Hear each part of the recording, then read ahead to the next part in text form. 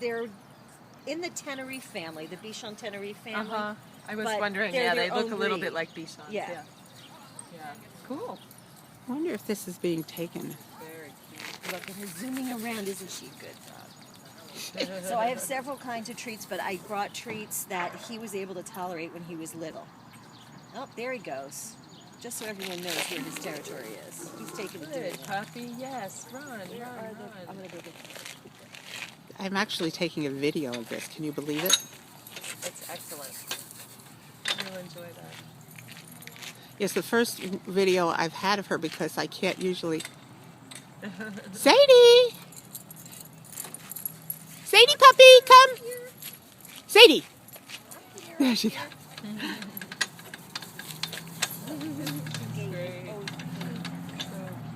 She has lots of energy. Yeah. See, I think your puppy will get used to it. See, because she's very harmless. And that's what he needs, is to learn that no one's going to hurt him and that he can play. His belly's totally full of food right now. So he's a little, he's a little He's a little slow.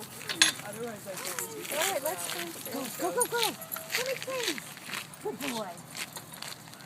Where'd she go? Oh, there she is resting. She like resting in the shade.